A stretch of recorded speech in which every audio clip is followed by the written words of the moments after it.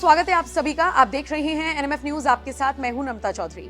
12 जून दिन गुरुवार और समय रहा होगा 1:38 का, जिस वक्त अहमदाबाद से एक फ्लाइट उड़ान भरती है एयर इंडिया की, लेकिन अपने गंतव्य तक नहीं पहुंच पाती है। उसे पहुंचना था लंदन, लेकिन वहां जाने वाला कोई भी यात्री लैंडेड इन लंदन का मैसेज अपने नियर वंस डियर वंस को नहीं कर पाया। उससे पहले ही कुछ ही मिनटों में ये प्लेन क्रैश हो गया और फिर चारों तरफ अगर कुछ नजर आया तो वो था खौफनाक मंजर, जिसमें सिर्फ और सिर्फ धुआं था और लाशों के ढेर थे।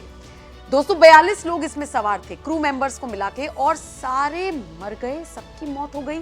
सिर्फ एक आदमी बचा, उसे भी किसी चमत्कार से कम नहीं कहा जा रहा। लेकिन 241 मौत को अगर आप सिर्फ 241 गिन रहे हैं तो आप गलत हैं, क्योंकि इनके साथ थे इनके वो परिवार जो इनकी राह तक रही थी।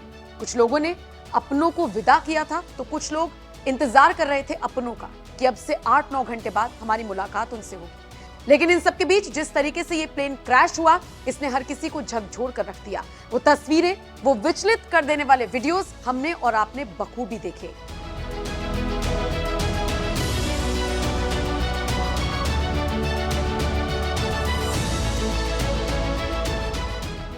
लेकिन इन सब के बीच महाराष्ट्र के मुख्यमंत्री देवेंद्र फडणवीस ने एक बड़ा फैसला लिया है, और यह फैसला है कि नागपुर में हेलीकॉप्टर निर्माण कराया जाएगा। और इसके लिए बाकायदा एक बैठक भी हुई, जिसमें देवेंद्र फडणवीस ने यह फैसला लिया।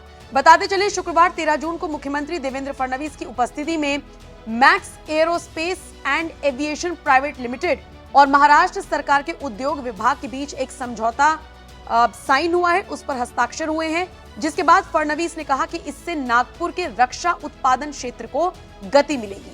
आपको बताते चले, नागपुर में लगभग 8,000 करोड़ रुपए के निवेश से एक हेलीकॉप्टर निर्माण कारखाना स्थापित किया जाएगा, और इसी से आप अंदाजा लगा सकते हैं कि यहां पर हेलीकॉप्टर का निर्माण कराया जाएगा।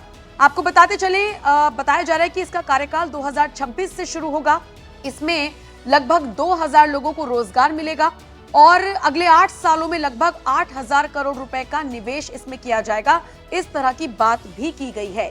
ये समझौता भारत सरकार की मेक इन इंडिया और आत्मनिर्भर योजनाओं को बल देगा और इसी दिशा में एक महत्वपूर्ण कदम माना जा रहा है। और इन सबके बीच सीएम फडणवीस ने क्या कहा है, ये भी जान लीजिए। वो कहते हैं कि इस परियोजना में अंतर्राष्ट्रीय स्तर की तकनीक का समावेश होगा और ये रोटरी विंग प्लेटफॉर्म्स के कस्टमाइजेशन, इंटीग्रेशन और फ्लाइट टेस्टिंग के लिए सेंटर ऑफ एक्सीलेंस के रूप में काम करेगा।